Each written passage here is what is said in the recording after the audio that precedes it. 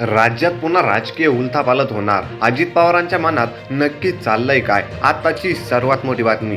गेल्या काही दिवसांपासून अजित पवार आपले काका शरद पवार यांच्याकडे परत जाऊ शकतात अशी राजकीय वर्तुळात चर्चा सुरू आहे. उपमुख्यमंत्री अजित पवार हे गेल्या काही दिवसांपासून मुख्यमंत्री एकनाथ शिंदे आणि त्यांचे अन्य सहकारी देवेंद्र फडणवीस यांच्यावर काहीसे नाराज असल्याचे दिसत आहे. त्यामुळेच ते हळूहळू या दोघांना टाळू लागल्याचे दिसत आहे.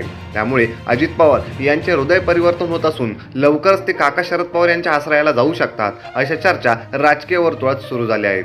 आपल्या देशाच्या राजकारणात कधी काय होईल याची शाश्वती नाही. सध्या महाराष्ट्राच्या राजकारणात लवकरच आणखी एक राजकीय नाट्य पाहायला मिळू शकते अशी शक्यता वर्तवण्यात येत आहे. महाराष्ट्राच्या राजकारणातील दिग्गज नेते शरद पवार यांना बाजूला सारून त्यांचे पुतणे अजित पवार यांनी पक्षाला खिंडार पाडले आणि आमदारांचं महाविकास आघाडीच्या सरकारमध्ये ते उपमुख्यमंत्री झाले.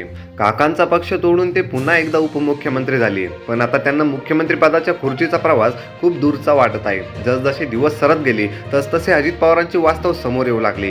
एकीकडे पक्षातील लोक त्यांच्या अनेक निर्णयांवर नाराज असून जुन्या पक्षात जाण्याचा प्रयत्न करत आहेत. त्याचवेळी लाडकी बहीण योजनेच्या नावावरून शिंदे गट आणि अजित पवार गटातील मतभेदाचाही चव्हाट्यावर आले. दोन्ही गट अद्यापही शीतयुद्ध असल्याची सुरुवात चर्चा आहे. त्यामुळेच गुरुवारी मुंबईतील कोस्टल रोड ते वांद्रे वरळी सी लिंक या रस्त्याच्या उद्घाटनाच्या वेळी मुख्यमंत्री एकनाथ शिंदे आणि उपमुख्यमंत्री देवेंद्र फडणवीस यांच्यासोबत ते दिसले नाहीत. एकनाथ शिंदे आणि देवेंद्र फडणवीस या दोन्ही नेत्यांवर नाराज असल्याचे मानले जात आहे. इतकंच नाही तर त्यांनी अमित शहाच्या कार्यक्रमापासूनही अंतर राखल्याचे दिसून आले. मात्र याची चर्चा होऊ लागल्यावर त्यांनी मुंबई विमानतळावर जाऊन अमित शहांना निरोप देण्याची औपचारिकता पार पाडली. अलीकडच्या काळात ज्या प्रकारे राजकीय समीकरणे बदलत आहेत त्यामुळे अजित पवारांना शरद पवारांपेक्षा वेगळे राजकारण करता येणार नाही असे वाटू लागले आहे असे राजकीय विश्लेषकांचे मत आहे. मात्र लोकसभा निवडणुकीत बारामतीतून चुलत बहीण सुप्रिया सुळे यांच्या विरोधात पत्नीला उभे करणे ही मोठी चूक असल्याचे त्यांनी मान्य केले. राजकारण घरात येऊ द्यायला नको होते असे त्यांना वाटू लागले आहे. एवढेच नाही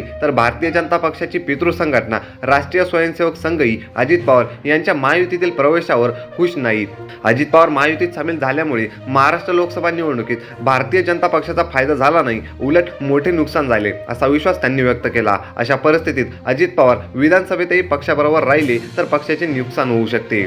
सतत बदलणाऱ्या राजकीय परिस्थिती आणि समीकरणांमध्ये अजित पवारांना आता काकांच्या आश्रयाला गेल्यास आपल्या काही कृत्याचा पश्चाताप होऊन भविष्यातील राजकीय खेळी बळकट करता येईल असे वाटू लागले आहे.